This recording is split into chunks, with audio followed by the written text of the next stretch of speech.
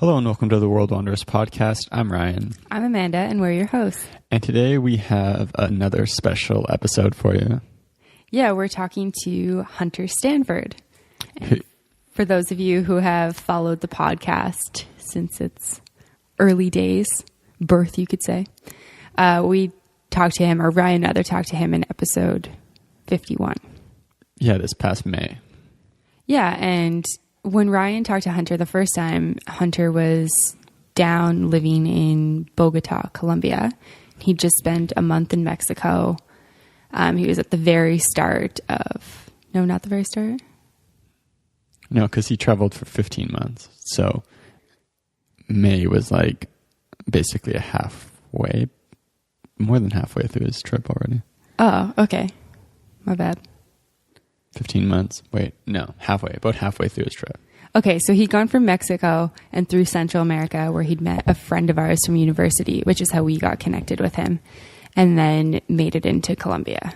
I think that's the time frame of it. He's super interesting. He's pretty hilarious. He's got a lot of really great stories. So Ryan interviewed him back in May, and we thought, you know, he's back in Tampa, Florida now, back in the States after having traveled for 15 months. So why not catch up again and catch up on where he's been and what he's been up to and all of that. And it was a really fun episode. We talked about a lot of things. He had flown down to Chile to meet a friend, and then they spent 3 months living in a van, driving from Chile into Bolivia and dealing with all sorts of hassles and breakdowns and interesting other things. What else did we talk about? Kind of all the stories revolved around sort of living out of a van in South America and living out of an old van. And then just what it's like to be traveling for 15 months, which is a really long period of time, and how it does kind of get routine and maybe a bit old at times, and the grass is always greener. So you maybe start to want to go home, which is a nice place to get to. Yeah, for sure. And then we kind of touched base with him with where he's at now in the United States and how he's feeling being back and some of the things that he learned while he was away for 15 months. Yeah, but we'll stop droning on and get you right to the episode. And any links that we mention in the episode will be on the show notes on theworldwanderers.com, as well as some photos of Hunter's, the van he was using, and other things from his trip. Hope you enjoyed the episode. Yeah, so Hunter just jumps right in, catching us up on everywhere that he's been since Ryan's podcast episode with him in Bogota. So here it is. Okay, when we would have talked, like April? May. You were in Bogota. Okay, so let me think. Within the next month, I would have left Bogota, and I had a volunteering gig in Otavalo, which is 2 hours north of Quito. They needed help with translating at their hotel. None of the staff spoke English, and none of the guests spoke Spanish. And I found that through a site called HelpX, which I might have mentioned in our first interview. It's like a site that hooks up people that want to volunteer for like a cultural experience or for free food, to be more blunt about it, and free accommodations. And then so I did that in Canada a couple years ago on Vancouver Island. I've done it in Montana and Colorado and in Florida and in New York State. So it just kind of hooks people up, like they want help on their farms or they want help with their babies. And they're just like, hey, you can crash in the other room and you can have dinner with us. And it works out for both people. So I did that for 2 months in Otavalo, and it was really rural. It was kind of a difficult experience because the internet would go out at night and there'd be nobody there and it'd be really rural. So I don't know. It was the only time in a long time I'd been like really out on my own, like can't talk to anybody. So I did like a lot of the same hikes at night. I read a lot. I reread books. I don't know. It was fun, but it was difficult at night when there weren't guests there because all the hotel workers would leave. And so that was kind of a challenging experience for me to, I don't know, because usually at night you can like watch a movie if you want or call your friends or, you know, do whatever normal people do, but I couldn't do any of that. So that was difficult for me at first. And then I met up with a friend. I went way south to Santiago, Chile, in a couple of like miserable bus rides and a plane to meet up with a friend that had a van. This friend I met with Fife last year. His name's Ian. He's a Canadian too. He's from Burns Lake. Do you guys know where that is? It's like north BC. Never heard of it. It's over next to Prince Rupert. Okay. No, wait. That's the place in BC, right? Prince Rupert and Prince George are both existing places. Yeah. Anyway, so he's from there. I mean, we didn't need to get off on that tangent. So I traveled south really, really quickly, like the whole length of South America, and he picked me up at Santiago, and then I was with him almost until the end of my trip. And the van experience was also kind of rough because you're like married to that person. We're with each other all the time. I mean, it's a really nice metaphor for if I someday get married because, we sleep in an area that's like this is a queen size bed that I'm on, but it's probably like 30% smaller than this. It's barely big enough for both of us. So there's maybe like this much space in between our bodies. And we slept in it every single night. I was there for 3 months with him. Wow. And it's a really cool van. I have a couple whole blog posts about it. It's a Mitsubishi Delica, which they don't make in the United States. Or in Canada, but some Germans had imported it somehow. That's a longer story, but it had 4-wheel drive. It had a kitchen out of the back. It had solar panels and extra batteries and lots of lights at night. So it was really a cool kind of all-in-one. Like you could do everything out of it, and we did. So it was kind of nice. So all year traveling, I'd have to go find a hostel and blah, blah, blah. But with the van, we could just kind of pull down a side road, hop over these rocks because it had 4-wheel drive. And awesome. Yeah, just sleep wherever we wanted to. And sometimes, maybe like 10 different times, somebody would wake us up, cops usually, and just ask us to move. Like sometimes we'd just go off on the side of the highway, and then in the morning you can be seen. And they're like, especially in Chile, I think Chile is the most like the United States of any of those Latin American countries in the sense that they're like super rule abiding and their cops just don't mess around, which maybe you guys have seen since your time in the United States. Maybe that's different than Canadian cops, like not taking any shit. But my mom didn't like that curse word. And then, we just drove around. So we went from Chile, went to Iquitos, which is the top of Chile, and they have a tax-free zone there.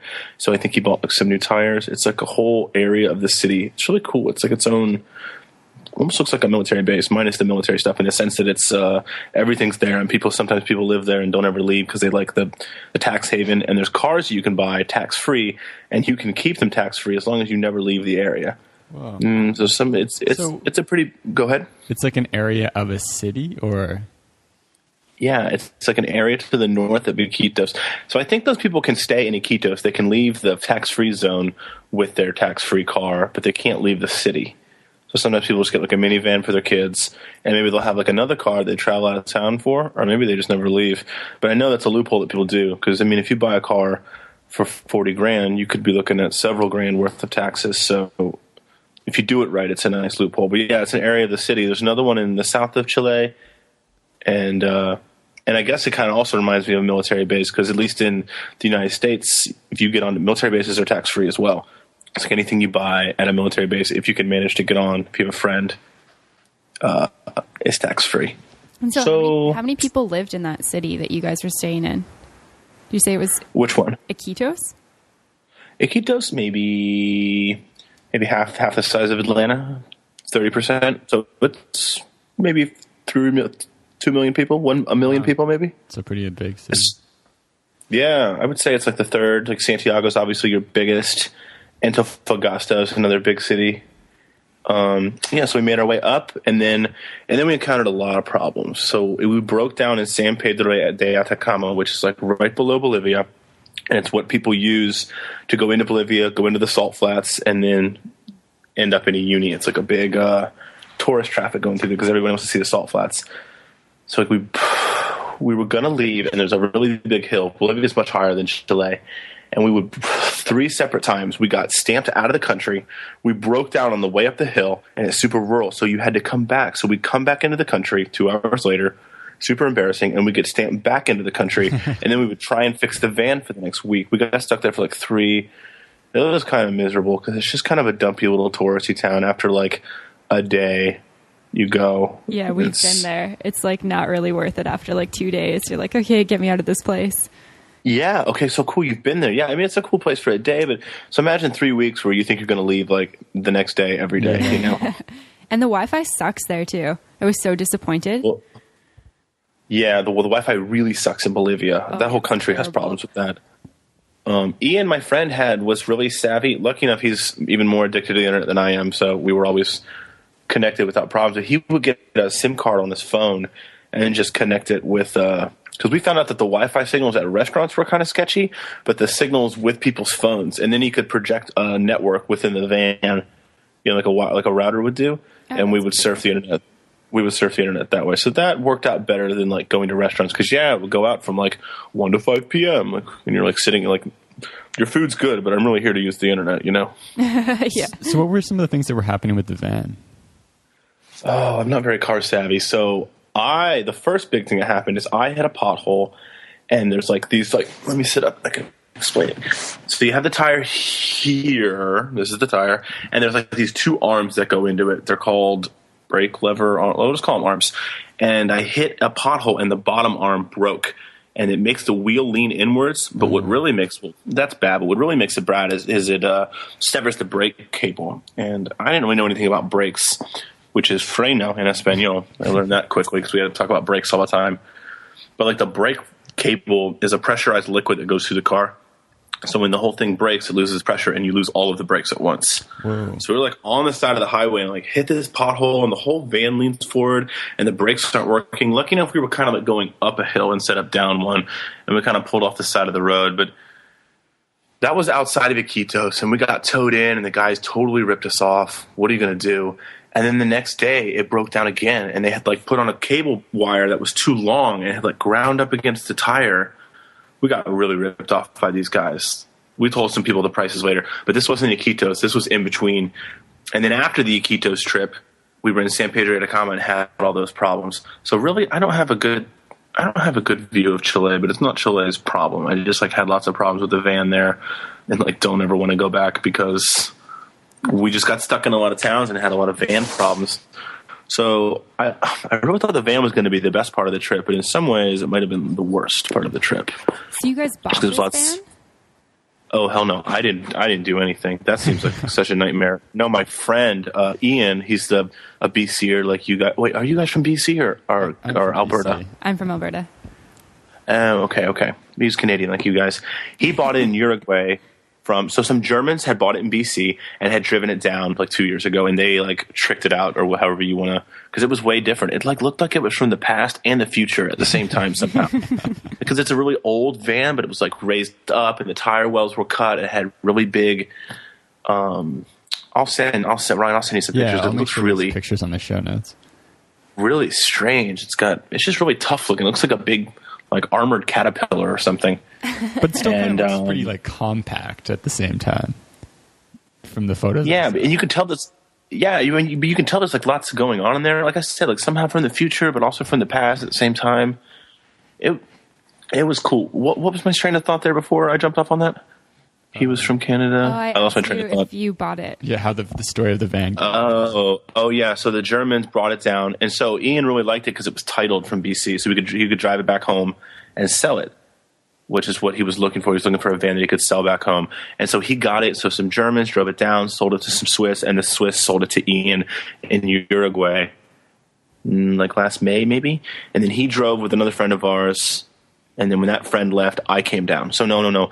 And really, like, we even had some, like, not fights, but, like, I don't know. When I came, all of a sudden, I was paying for lots of stuff. And I don't mind, like, oil changes or, like, when I hit that pothole and that brake line went out, of course, I'm going to pay for half of that.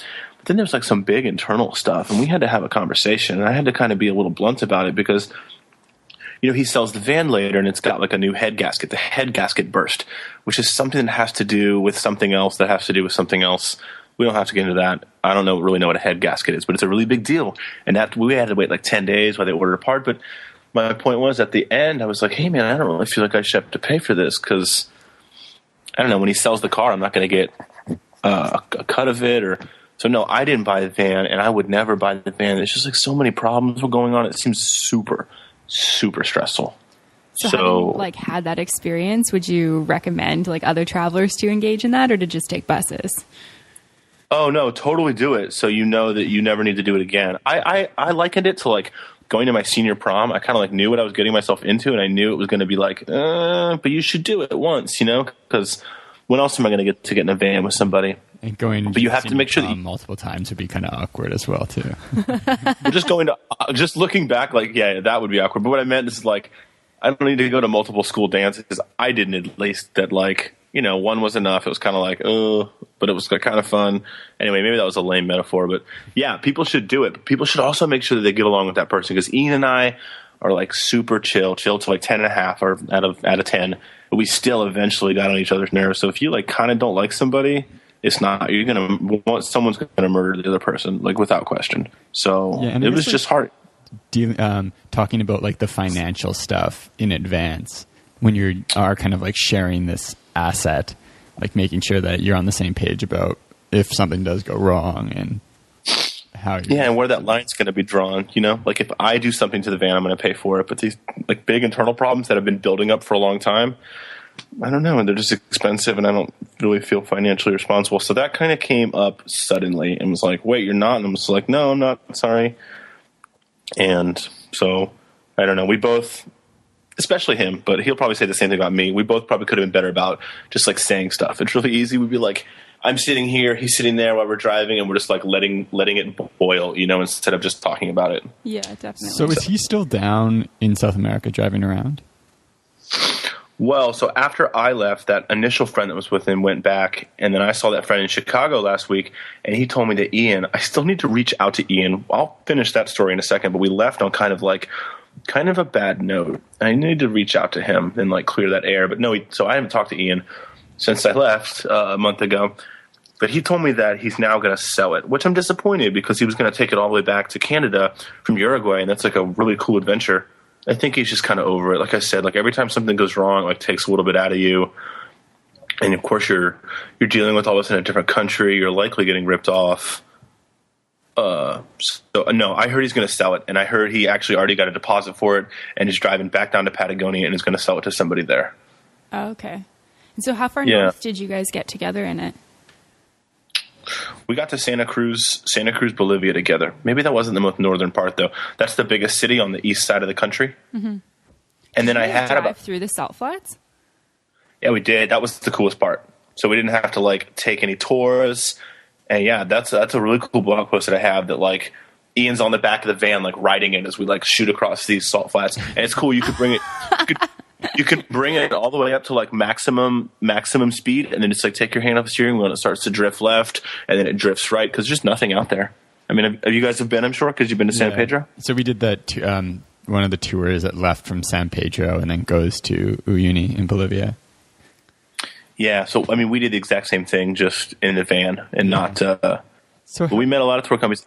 Go ahead. Oh, I was just going to ask, like you said, you broke down a couple times on the way up to the Bolivian border. What did it feel like when the time you actually made it? Did you think you were going to break down and then you didn't, and you got to the border and you're like, holy shit, we actually made it up this hill?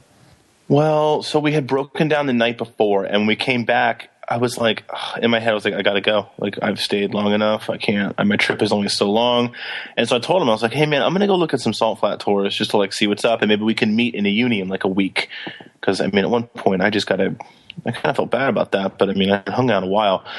And then I went and looked at some tours. We went to another town and got some more coolant. We didn't have good enough coolant. The head gasket holds the coolant.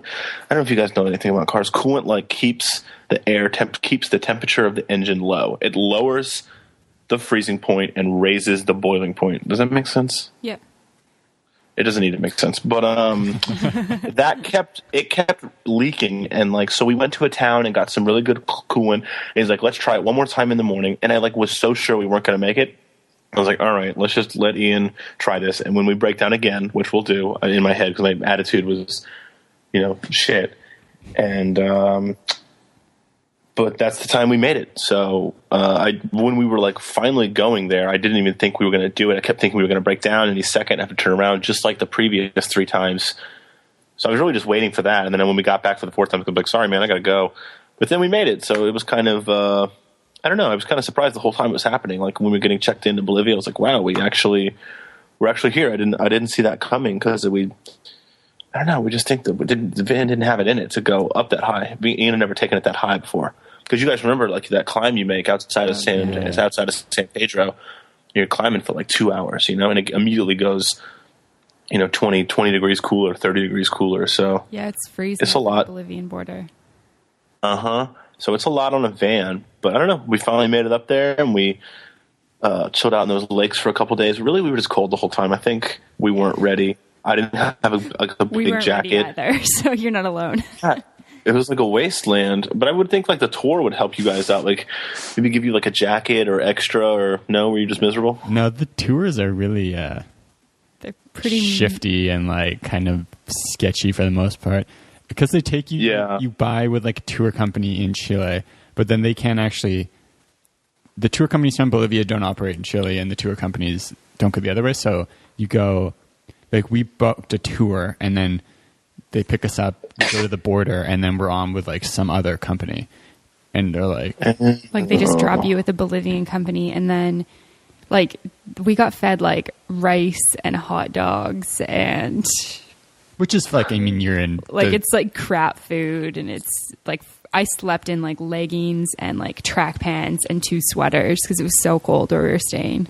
But you can't expect much, but you just don't, like, you have no idea what you're going to get, because they like promise you stuff, and then they'll just, if there's not enough people for that company, they'll just sell you to another company, and they won't tell you about it, and then what? Yeah, I spent an afternoon like talking to different tour companies, and they all had like just big promises. I'm glad I didn't have to do that, and we could do it in the van, because just like you didn't know what you were going to get, and sometimes you just can't go to things, or hot dogs and rice. How did you organize, like, oh, you just slept in the van? Did you like stay at just kind of in the middle of nowhere out in the salt flats? Well, we would have, but no, because it gets really windy. So you want to find some of those vegetation islands. Remember those they were called islands. They were like just like mountains of like cacti and green. They were like the only features of the salt flat. Mm-hmm. So we'd find out which way the wind was coming from, and we'd park on the other side of one of those. Okay. So even we could have. Go ahead. How did you guys navigate through the salt flats? Like I remember when we were going through, I saw people on bikes, like pedal bikes, and I was like, these people are crazy. Like we're kind of in the middle of desert right here. Like there's no signs, there's no nothing. Yeah, but what everybody probably has, what they have and what we had is you have like GPS points of a lot of things, like different exits. You have GPS points of those islands we were looking for. And so we have on his phone, we have a GPS, and we just insert those points. And it's not tower-based like a cell phone call is. It's satellite-based, which means that the coverage is infinite. Like a satellite, a GPS can work all over the world, whereas a cell phone only works in, because it's tower-based and not satellite-based. So, we just found we found blog posts that have GPS points of like that Hotel de Sol and Sal. That was kind of cool to see in some of the mountains, and it's like a long number. They're in like minutes and seconds. It's like 2 dashes and 1 dash. It's like a geography or an orientation kind of thing. It's like 20 minutes, 16 seconds is like a way to pinpoint a point on the earth. So we had like a massive list of GPS points for the whole trip, and we would just like if we just kind of wanted to head in a direction, we'd put that in. But that's how we got around the salt flats, is with GPS points. Oh, that's really cool. So you had no problems navigating the salt flats then? No, we didn't. But really, even without that, you can see, because it's not that big. It's not like the Sahara Desert where it's like 20 miles in every direction, and you could, although I've heard people die out there of like exposure, but really if you just start driving in one direction, you're going to hit something. I mean, it's probably the size of like Atlanta, or Atlanta metropolitan, like the Atlanta proper. So anyway, you could see like little ants of cars going across the horizon, and you could go follow them. Those tours often follow the same routes, so you could find, and they like crack the salt and make a little road. So I think it would be difficult to get lost and get in trouble. Even if you were on foot, you could just start walking. Like if you could probably walk across the whole thing in 24 hours if you had to. So I don't know. It's not like the Sahara or something like that where. Mm-hmm. You could get lost and wander for days, and then they'd find your body like a year later or something like that. Were you guys nervous, like driving up that third time, and you actually get to the Bolivian border. Was there any part of you that's like, oh, I feel kind of sketchy, like driving this across towards the salt flats? Because like San Pedro to Uyuni is a decent drive. Yeah, we were worried about that, and my family was worried about that too. But remember, it was the fourth time, not the third time. Oh, sorry, fourth time. Yeah. I wish it had been the third time. Yeah, we were a little sketched out, but like I said, lots of tours go through there. So we just thought if something happened, we would just flag somebody down. But it did happen. Right as we crossed the Bolivian border and morale is finally high, for some reason the back latch stops opening. And it's kind of like a flaw in the van because it cuts off your water supply. We had like an electric water pump in the car. So we would get like dirty river water and you could send it through that water pump and it'd come out clean. It was, so we had that back there. We had the refrigerator back there. We had all of our cooking equipment back there. We had the stove back there and all these big drawers with the food. So that's why I said it's a design flaw. So if that doesn't open, all that stuff gets cut off. And so it was like we were an hour into like finally feeling good. And then all of our food's cut off for like 5 days. We didn't figure it out. So we had to stop. There's like some stores in the salt flat you guys recall and some kind of overpriced restaurants. Well, really, this is more also, keep in mind, because we goofed off in those 3 lakes for a couple days. There's like the Lago Colorado, which is like the red algae lake. So anyway, that kind of sucked about the whole part because we just had to buy like M&Ms or like rice and hot dogs, and we did stuff like that because these aren't like true grocery stores. So I was kind of forgot about that until now, the back hatch, and we finally fixed it when we got to a uni a couple days later, and it was funny at the end, I guess. But yeah, so it was just like for 1 hour, like things were looking good again finally, and then and that back hatch just stopped opening. But yeah, we were a little bit nervous, but we knew, like I said, it's not really, really, really isolated. So if it just broke down again, we just flag somebody down, get a ride into town, and go from there. And once you make that climb, there's not a lot of, you're already like up on the basin. So once you're already up in that climb, there's not really a lot of climbing, a lot more climbing to be done, I think. But so then after you go, we were worried. Your uni, where else did you drive around in Bolivia? Okay, so we got to a uni, and then we went to Sucre, and at a kind of a last-minute decision, we decided to stay there for a week and take Spanish classes. I think we both wanted to kind of break up the rhythm of the van and just like sleep in some separate locations. So we got a hostel. We got one bed at a hostel for a week and alternated every night because the van's still not bad. It's just privacy that's finally nice to have, So sleeping. So we like one night I'd have the van to myself, and the next night, and I like Sucre. That was a week of Spanish lessons, and then after that was when our little drama problem occurred. I had like 2 weeks left until I had a flight to Mexico. That's where I started my trip, and that's where I wanted to end my trip, which I did, and it was fun. And I was like, hey man, I want to see Lake Titicaca, and I want to go to the Amazon in the next 2 weeks. And Ian is really into going super, super slow, like 50 kilometers a day. So this would cause him to like kind of hoof it some days. He's like, okay, buy your ticket to Mexico City. I'll take you to Lake Titicaca, then to the Amazon, and then around to the other side of the country to Santa Cruz, because we were already in Santa Cruz and we were going to go in a circle. But then, like, day one into this, he just like I don't want to do this anymore. And he kind of pulled out of that, and I already had my ticket. So I took another ticket over to La Paz by myself, and that's when we parted ways.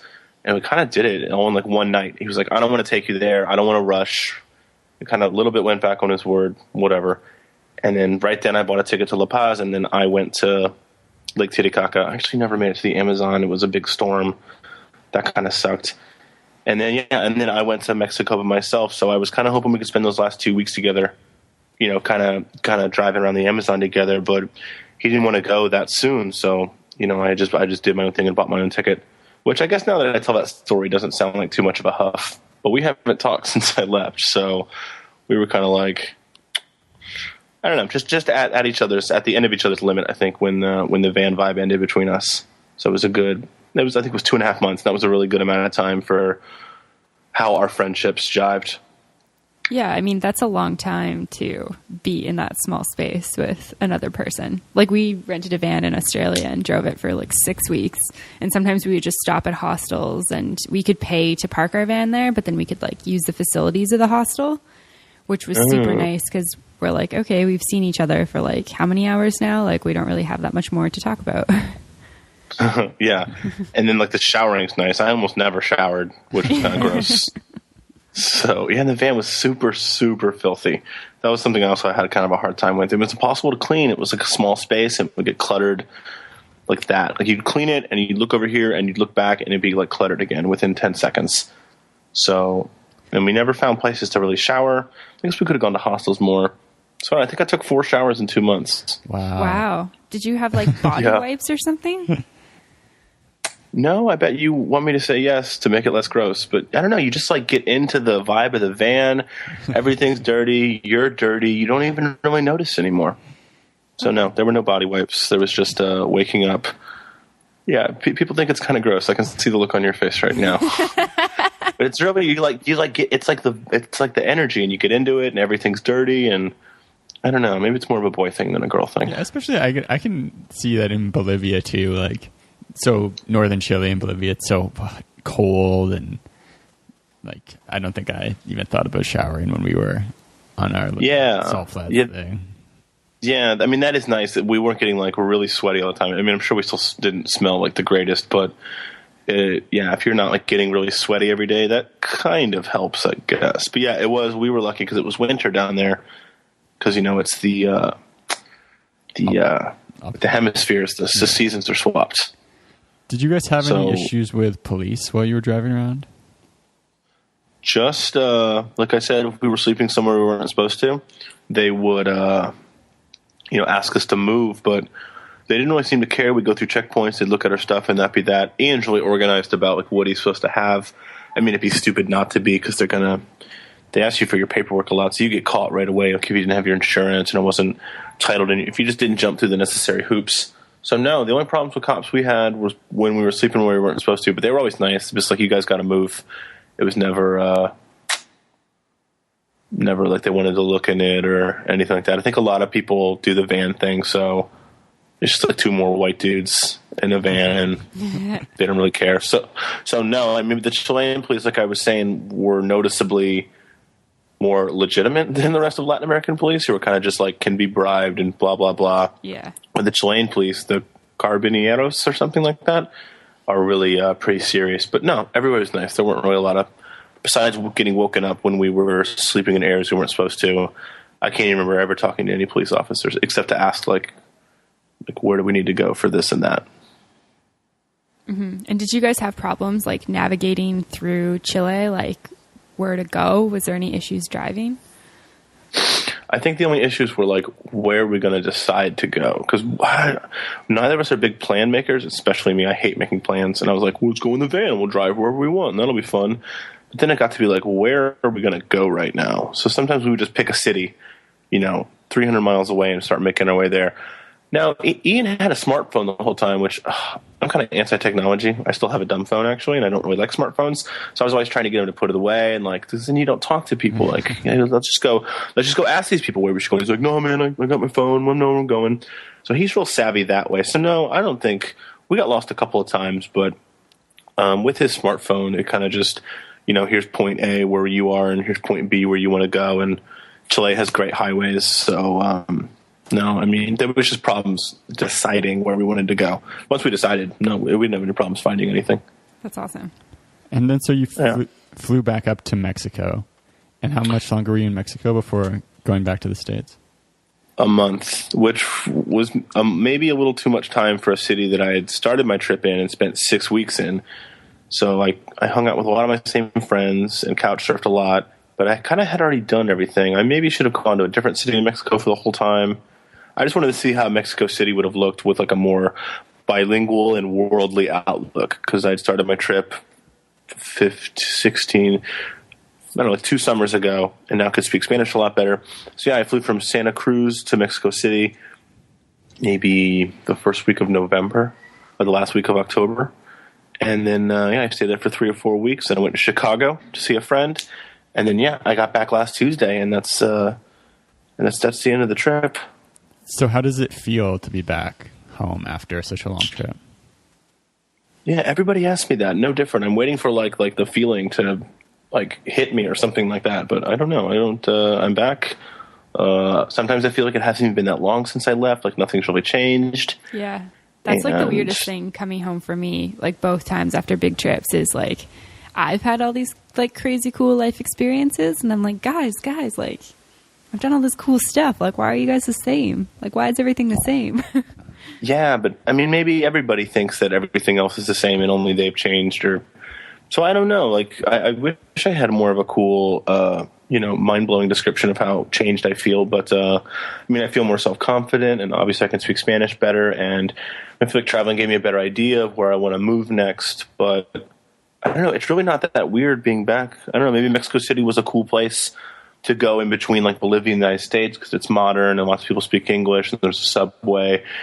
Then I was in Chicago, which is very cityfied, more so than Tampa or Atlanta, just like industry everywhere. And but now that I'm back, I don't know. I'm just I picked up more work at my job, and I'm looking for a place. But I'm with my parents now. So no, yeah, like I said, I wish I had something more. So had you more deep, more profound. Continued working for the company in Austin that you had been last time we talked? Or? Yeah, I mean, I was doing it when you guys called, and I'm going to keep doing it afterwards. Yes, and it's an auto insurance company that I underwrite for. And I used to work in the office, and I convinced them to let me do a portion of the job when I left the United States, and it's worked out really well. That's amazing. Yeah, I can. You'll continue doing that. Yeah, at least for the near future. The reason I lived in Bogota last year is because there's a big busy season at the job from January to May for, I don't know, reasons I could explain, but it's uninteresting.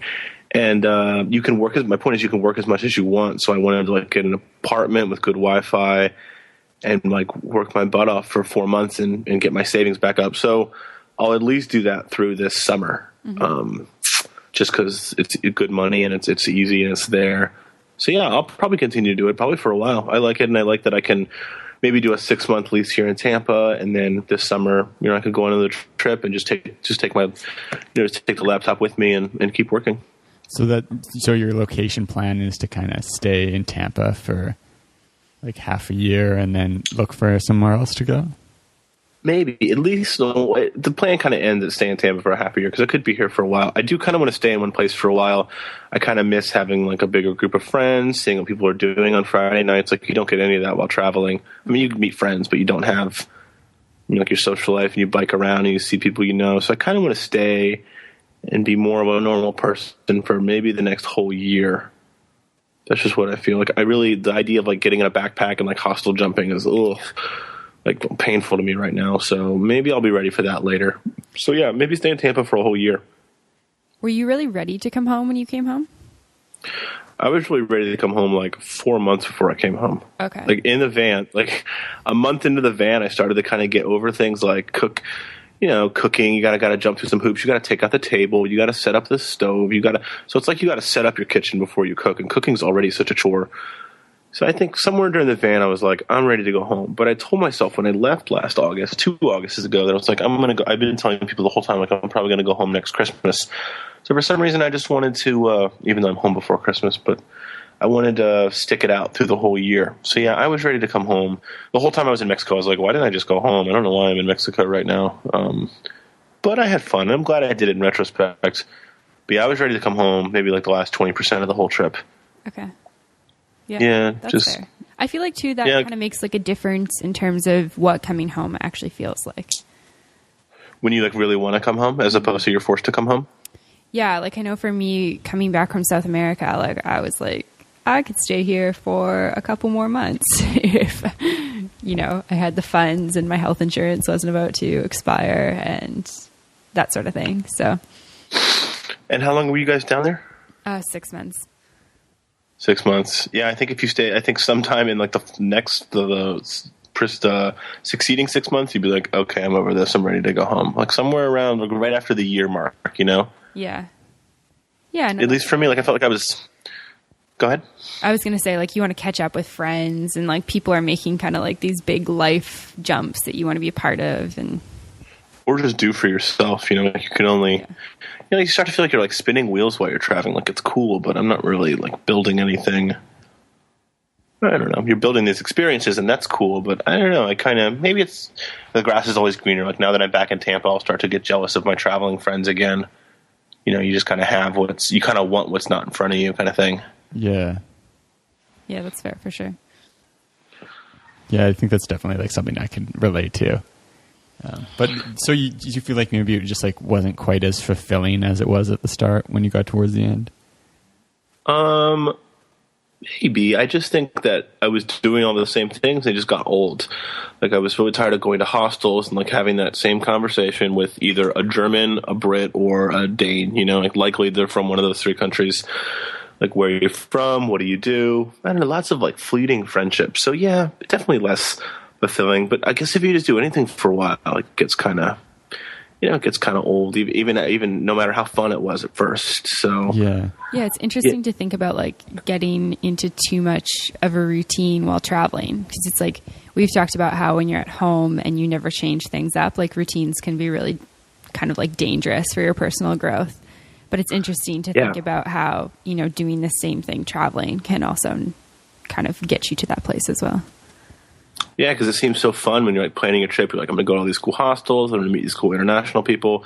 And then you do that for a year, and it's just like, I don't ever want to go. Right now, I don't ever want to go to a hostel again in my life. Like, I'm sure I'll be down for it later. But yeah, there's just like sometimes like a big drinking culture there, a big partying culture. Well, it depends on where you go. But yeah, so it is kind of I don't know. Sometimes if you travel for too long, you get bored with it. And I guess it's kind of a dangerous place to be because, everybody like assumes you're living the dream, and it turns out like I was kind of bored towards the end, and I just like wanted to come home and be normal again.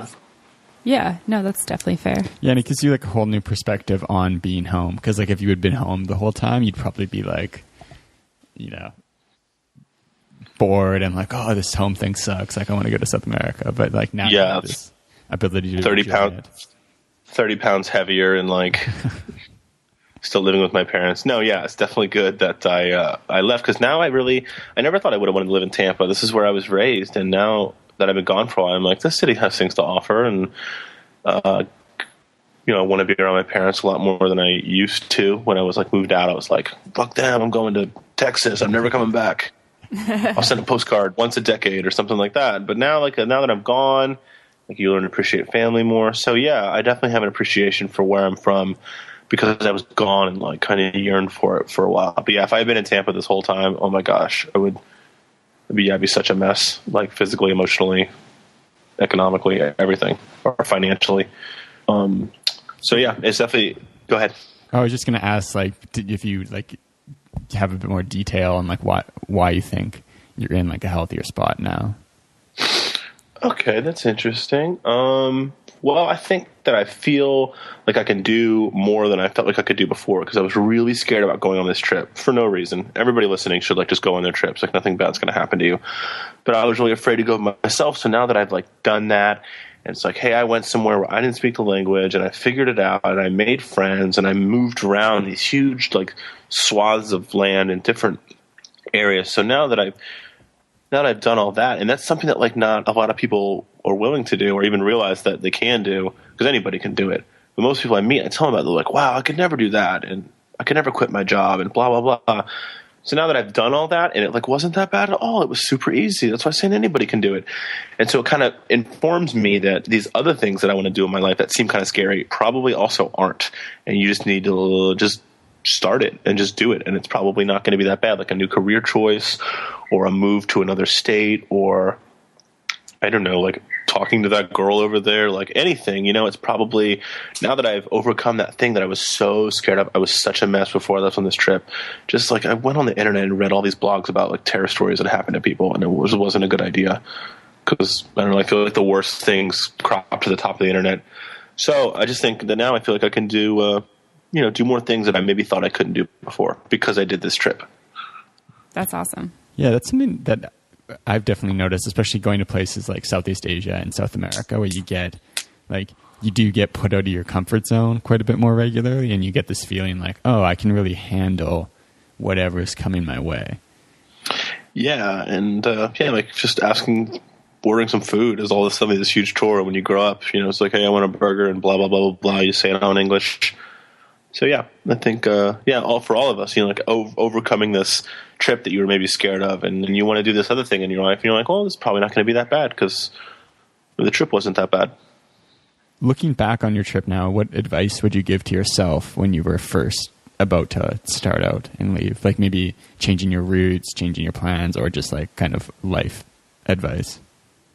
Well, this is less profound than you're hoping for, but I really wish I'd had in my backpack smaller packs to put my clothes in, so you could like take those smaller packs out and then look through your clothes then. Yeah, because it's always be like one thing I want in my backpack, and it was always undoubted like at the bottom.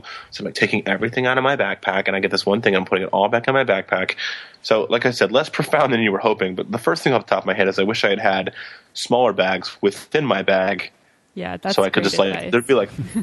Yeah, there'd be like 5 of them, and you can just like take all 5 out, get the thing you want, and put all 5 back in, as opposed to like 45 things later.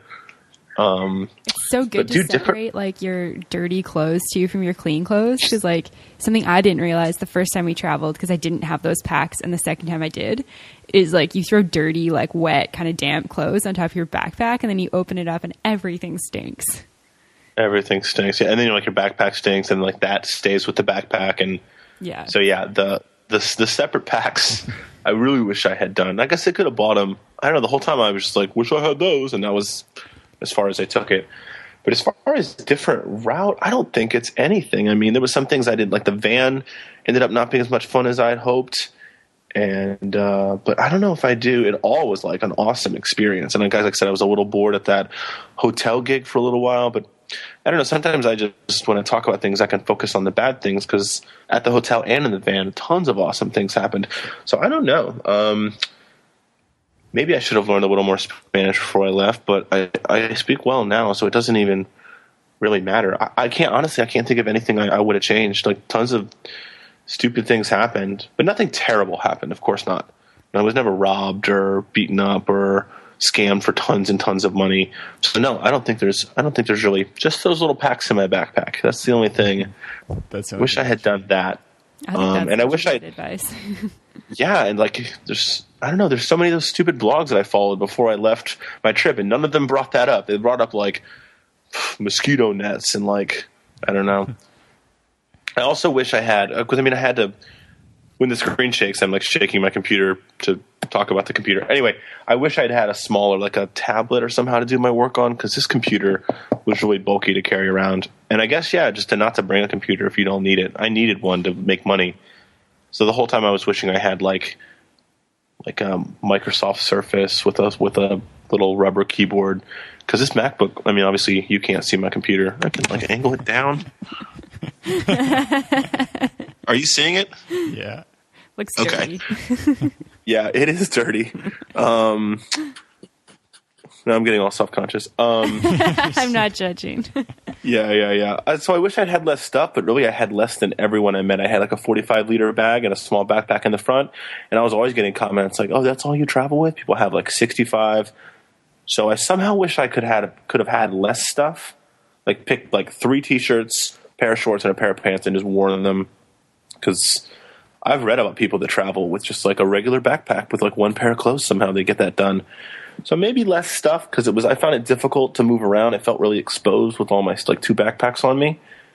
But that's just a minor complaint. I don't really think. I don't think there's anything I would have changed in my route or with what I did. I think it all worked out really well to show me, humbling experiences and less humbling experiences. So yeah, I can't think of anything I would have changed around. It all worked out really well. And your Spanish has gotten to a pretty good level now. Well, as I'm sure you know, it just depends on like who you're talking to, what you're talking about, what kind of mood you're in, like how much you want to. So sometimes it works out really well, but still, sometimes in Mexico, I was having conversations with people just not following much, and it was like, Hunter, you've been down here for a year, and you still. So I think it's just a years long process about becoming like fluent. If I really wanted to get good with Spanish, and I thought about this, I should have just stayed in one country the whole time. Spent like a year in Mexico. Because every time you change, the Spanish changes a lot. Yeah. And sometimes it changes a lot. Like into Chile, they have like their own. Yeah, Chilean Spanish is really hard to understand. It's really hard to speak there. Yeah, they have like their own different thing. So maybe that's something I could have changed around, but I would rather see a bunch of different places and have my Spanish slightly less than it would have been than just like stay in Mexico the whole time. Mm-hmm. Yeah. And it's one of the cool things about traveling in South America compared to like Asia or something is that, like, yeah, the Spanish does change a little bit, but it's still Spanish. Whereas instead of you're going from, like, I don't know, Chinese to, like, Vietnamese or something like that, if you were trying to travel that region. Yeah, and I mean, there's nowhere really else in the world you could travel like a large region and focus on one language, unless you were learning English. Like, you could travel through Europe and practice your English. Mm-hmm. You know, like Latin America is the only place where you can travel like a really long distance and still, you know, encounter one language the whole time, I think. Yeah, I don't know where else in the world. I guess there's a lot of like Canada French and the speaking. US, you could travel. Well, so the thing about if you were learning English, like, you could go literally anywhere, because basically English is still in any hostel. Like, that's the... Yeah, that was my caveat. Like, unless you were learning English, then yeah, you could go a lot of places. But obviously, if you were learning that English, though, and you didn't speak it fluently, and you also, like, say you're somewhere like Asia, and you also don't speak, like, fluent Thai, Vietnamese, that sort of thing, I think you'd really struggle. Wait, where are you in this example? I like it. You both looked at me like I'm crazy. I don't know what you're so say you're, I don't know, you're French and you speak no English, and you're like, I'm going to go learn English by going to Asia, but you don't speak any Asian languages either. I think it'd be quite difficult. Oh, yeah, you would. In fact, the only people in South America that I met that spoke no English and no Spanish were the French. Yeah. Always. Oh, yeah. Always, because French are like maybe like states people, like, oh, just our country and no other country. Like, we don't need to learn English. We're French, you know. So and I would meet these people, and obviously I couldn't say this to them because we don't share any language. But I'm like, how are you getting around right now? Like, you don't speak any English. You speak even less Spanish. But it's like they think that they speak Spanish because they speak French, and they think the languages are close enough, but they're not. Yeah, I mean, they're closer than this to English, but it's still not like, yeah, you're going to hop into it. So, yeah, those are the only people. That is a good example because, yeah, you might have a hard time. Yeah, I guess it just depends on how much English you left with. Because if you left with none and you were, like, drifting around Asia, I guess if you just planned out where you were going to go. Like, I hear, like, Thais speak a lot of English and the Japanese speak a lot of English. But then if you went to China, like, especially rural China, no one's going to speak any English. So to kind of plan out where you're going to go. I bet you could travel a long time and learn some French. Like, there's lots of African countries that speak French, and three European countries speak French. So, or 2.5. You got like Swiss French and France. Oh, I guess just 2. Oh no, and then half Belgium speaks French. Isn't Belgium French speaking? It's half because you have the Walloons in the south and the Flemish in the north speak Dutch. So it's like a little tiny country split in 2. But I don't know. What were we talking about before? That was quite a tangent there. So at the start of that tangent, difficult to say now. Yeah. Oh, so you were talking about your Spanish, how it improved. What do you think? Like, when did you notice you were improving the most, and like, what do you think you were doing at like those times? Maybe I had a girlfriend when I lived in Colombia, and she didn't speak much English. We only spoke Spanish. And so I finally noticed myself, like, just talking and not, like, getting nervous before I was about to talk or, like, thinking about what I was going to say. That's always a bad thing. And it's hard to just, like, start talking because you want to, like, okay, this is the sentence I'm going to say. Oh, that's wrong. Let me fix this. Okay, that's the sentence I'm going to say. And then you say it, which is good at first, I guess, because you want to think about these rules you've learned. But I think that's like a next step in language learning where you can just start talking. Like, someone says something to you and you don't even think about it. And so when I was hanging out with this girl in Colombia, that was the first time I was doing lots of talking in Spanish throughout a day, as opposed to just like, excuse me, sir, where's the store? Oh, it's over there. Where's this? And, you know, like very isolated conversations. So that was maybe the first big thing that I noticed, but I don't know. After that, it was really gradual. And I don't know if I was ever noticing, you know, thinking to myself, hey, Hunter, your Spanish is getting really good. It was just very, very painfully gradual. So throughout the whole trip, it was, you know, very, you know, blood, sweat, and tears. Slowly, this is like a positive slope slowly going up. That's why my hand's doing this. But it's like very, you know, like a very very shallow slope, you know? Yeah. It's so hang out with her. It's hard too when you get to like Chile too, where you're like, oh, I like thought I was getting this language and now I feel like I don't know anything. At least that's like was my experience. Is I was finally getting confident speaking Spanish. And then we show up in Chile and I was like, oh, great. I think everyone goes through that because within like a week, I just was like, I don't need to talk to Chileans anymore. What's the point? Like, I'm not going to understand anything. And like the van morale was bringing me down. I was just like, forget Spanish. I'm just not even going to make any friends in this country. That's like the worst place to go to speak Spanish, to like learn Spanish at least. Although I hear once you can understand Chileans, you can understand anyone in Latin America because they have the harshest way, not the harshest, well, they wouldn't like that word, but they have the most different Spanish. That's what a lot of people have told me. So I guess if you wanted to really set your bar high, you could go there, and then you could go anywhere and it wouldn't be that bad. Mm-hmm. So did you end up going, was Santiago the farthest you got south? Yes, that would have been the farthest I got south, and I took a plane from Lima to Santiago, and then my friend picked me up there, and I left almost immediately. So that was the farthest. I feel like that's not right, but no, because Bolivia is going to be way north. Yeah, so that would have been the farthest north is now, but in the trip was Mexico City, and then the farthest south was Santiago. Mm-hmm. So you didn't get to like Argentina or Patagonia or that neighborhood? I didn't, but for a state citizen, all those countries down there are really pricey to get into. Bolivia, Argentina, Uruguay, Paraguay, and Brazil are all about $200 for a state citizen. Whoa. Yeah, which is it's not $20 or anything. It's also not the end of the world, but so I paid to get into Bolivia after we went, and I was going to pay to get into Brazil, but then we didn't. But I think the van was what stopped me from going farther south because he had already spent his whole time coming up from Patagonia, and he was headed north. And really by that point, almost the whole trip, I never really cared where I went as long as I was going somewhere that was new and different. So, yeah, I didn't get to go to Patagonia, but I don't think I ever really thought about it like, oh, we're just going north again. And like I said, I had jumped all the way from pretty much Quito to Santiago in some buses and planes. So I was ready to head north, and I hadn't seen any of that area. Yeah, that makes sense. Mm-hmm. Yeah, I think when I started my trip, I was really concerned with like going to the most places possible. Something that I learned pretty early on was the longer that I spent in a place, the more I got out of it. So I got over that pretty quick. Like, I thought I would go to all the countries in Latin America on my trip, but I don't know. I just every time I spent more than a month in a place, which was maybe 3 or 4 times, those are all my favorite places. Like Spanish school in Guatemala, in Colombia, at that hotel at Otavalo, because you just like really get to know people, and you really get to know like the lay of the land around you. Whereas if like you bounce in for a weekend and stay at a hostel, you're going to leave not knowing really that much about the place. I mean, it's still worth doing, but like the longer I would stay somewhere, the more, the more I got out of it in the end. Yeah, totally. That's something that I think we've talked about quite a bit because our first backpacking trip through Europe was like very fast.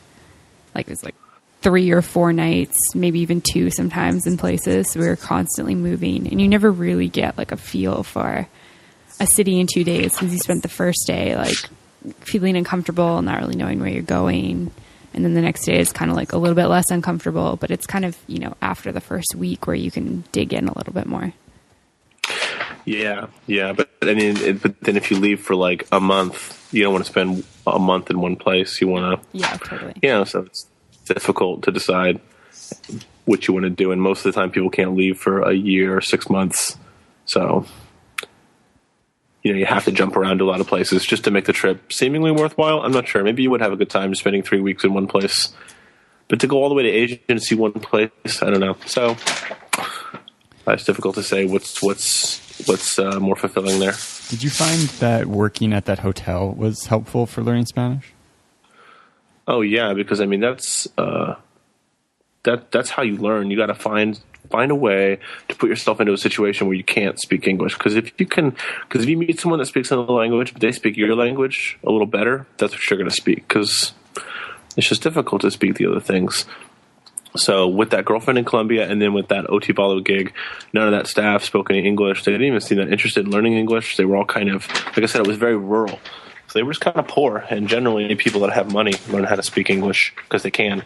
So yeah, that really helped as well because we had to communicate, and they didn't speak any English. And obviously, so my Spanish is better than their English by a long shot. So yeah, that really helped, and that's would be really good advice for anybody trying to learn. Just like find a way to like put yourself somewhere where you can't speak any English, where it's just not an option, and then stay there. And eventually, like I said, you just get more comfortable with just firing things off and not thinking about it. Yeah, those girls and I laughed all the time. We're really good friends, and we never spoke any English together.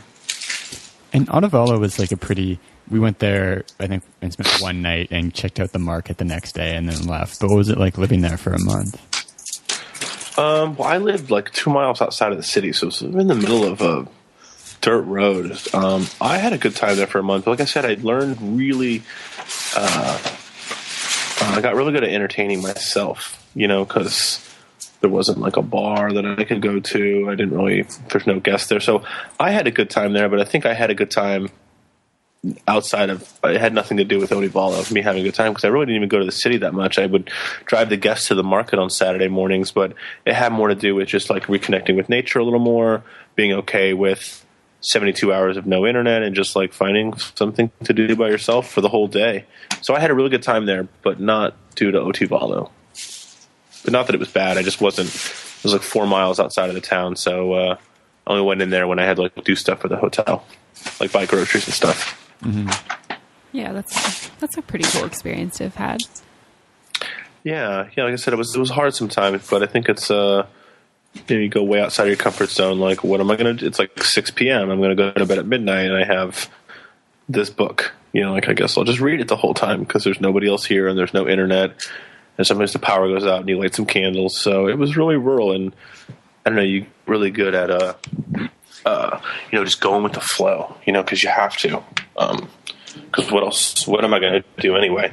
So to bring it back, so that situation really helped me learn, because like I said, I had to speak with those people. They didn't speak any English. So that was the only way we could communicate. And that helped me, like I said, just get real less self-conscious about it and get real automated. I didn't have to like construct it in my head beforehand. I could just, I didn't have to translate it in my head beforehand. Like they'd say something to me and I would just know what it meant, as opposed to be like, that word means that word means that, and I'll respond with these words and then do it. I could get to the point where I didn't have to do that anymore. That's awesome. I'd like to get there. And did your trip change your perspective on what you want to do career-wise at all? Yeah, it totally did. I think that but I wonder how I can explain how I got to that. I think that I can't tell, so I don't want to go back into journalism, which is what my career background's, and I have like a new idea of what I think I want to do, but now that I think about it, I'm not sure if the trip showed me that or just like me getting close to my 30s and getting a little older, because I really realized during my trip like what exactly, not what I wanted to do, but what was important to me. Like being outside was cool, helping people was cool, and not working in an office and not doing the same thing every day. These are like things that are, now I'm going to work really hard to get to something that are these things. But maybe it was just coincidence that I realized that in the last 4 years, because I can't really attribute anything to the trip that told me that. But undoubtedly they're related. So I can't say if the trip showed me these things that I want to do, and definitely don't, or more so don't want to do, such as journalism anymore. It could have just happened during that time. It's difficult to say what influenced what there. Yeah, I find it's like one of the nice things about traveling is you kind of get a little bit more space to think. And so it like gives you time to think about, or to pay attention to like what really makes you happy versus what doesn't, and really like learn what those things are, because you're not just constantly bombarded with like a whole bunch of items on your to-do list where you're like driving to work, getting to work, dealing with all that stuff, leave work, still thinking about it, wake up, next day, repeat, weekend, relax. Yeah. And then okay, years, and you've never thought about it. Yeah, that's a good point, because my country, and I'm sure y'all's too, has a real big like rat race kind of culture. Yeah. Where you like graduate from high school and you go to college. I think even more so in the States, because we don't really travel like Canadians do, like, because there's no time to. You just like, you go to college, then you get a career, then you buy a house, then you have kids, and there's just no time to. Yeah, so maybe that was it. I could step out of that rat race and kind of look at it. And then Latin Americans are also very relaxed about their careers, more so I think than statesians. So yeah, that is a good point. Just kind of being able to step out of that culture of succeed. And then, yeah, you can kind of just think, okay, I don't like that and I like that. So I'm going to go towards point B and away from point A. So yeah, Ryan, that's a really good point that I hadn't really thought of, which undoubtedly, yeah, just kind of showed me, what's important to me and like what's not important to me. Yeah. And it's also, traveling is kind of like an exercise in like choosing what you want to do. So like when you're going through the school system, it's always about like, do this. It's everything's assigned to you. Whereas when you start traveling, you have choice of what city you want to be going to, what things you want to be doing that day. And so you're kind of practicing making choices, which might help down the road as well. Yeah, that's another good point. Although I think the choices sometimes becomes a ball and chain in itself, Sometimes you just kind of want to be told like, damn it, I have to decide like I gotta make my breakfast today and I gotta go buy a hostel again or go rent a hostel and then decide. So, but that is a good point that, yeah, you're assigned less and you have to choose everything because no one, if I sat in a hostel for a month trying to decide where to go, no one's gonna, decide for me for you. Yeah, there are people like that you encounter too who are just... They're just like, I don't know where to go. Should I go here? Or should I go here? I'm like, I don't know. Choose yourself. Yeah, but sometimes it can be difficult. But what I found is people like really like to talk and really like that they planned out their trips, especially more the European types. So I spent a lot of time just half inviting myself, like meet people that seemed pretty cool. I'd hear they were going here the next day and I'd say, hey, can I come? And no one ever was weird about it. They said, sure. So right away, I stopped planning anything. I never really planned any part of my trip. Right from Mexico City, I met some guys that were driving to Oaxaca and did that with them.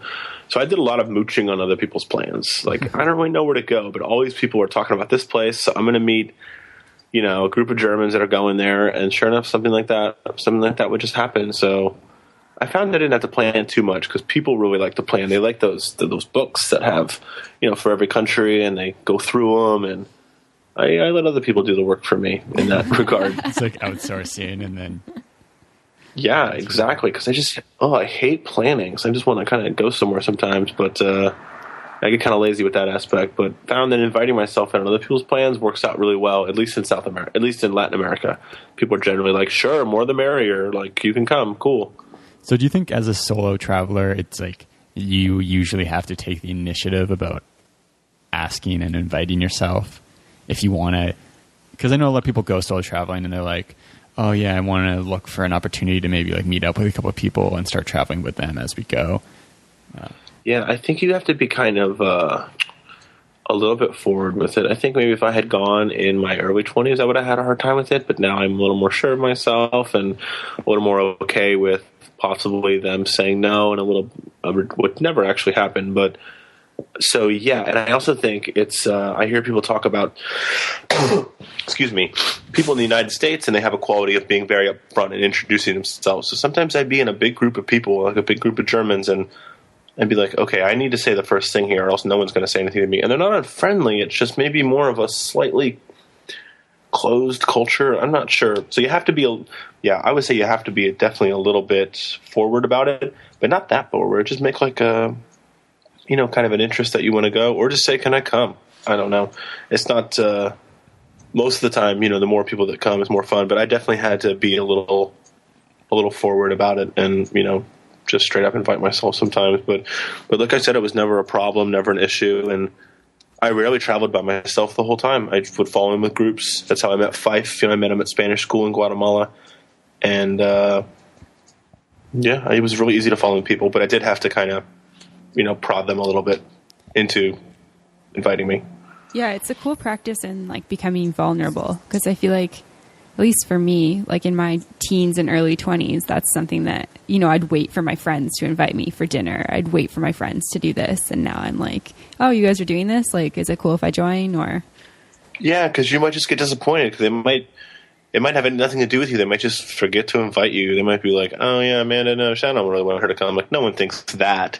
They just maybe might forget to invite you. So yeah, I think it's a cool... Or like if they are thinking that, it's like by you asking, you're kind of putting them in a place where they kind of either need to explain what they're thinking or they say yes. So yeah.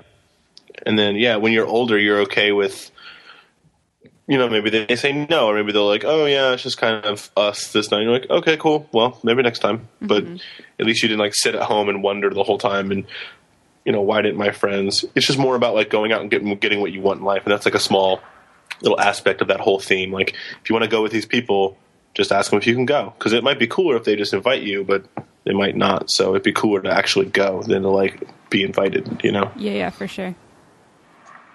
Awesome. Yeah, thank you for taking the time again. Okay, no problem, guys. And I look forward to listening to it. And good luck with everything, okay? Yeah, sounds good to you too. Bye, guys. Bye. Well, I'm sure you enjoyed the interview with Hunter. He's an awesome guy. If you want to check out more about Hunter or read some of his blog, we'll have a link to it in the show notes, and some photos and some links and some other things on theworldwonders.com. Yeah, so check out the website, www.theworldwonders.com. If you like the episode and you like the podcast, give us a like on Facebook, The World Wonders. You can always follow us on Twitter or reach out if you have any questions, comments, or feedback. We always love to listen, or we always love to hear from our listeners. Yeah, and if you want to connect with us, Facebook is the best place to do because that's where we live. On Facebook. Mm-hmm. I live on planet Facebook. Okay, anyways, thanks for listening. Bye.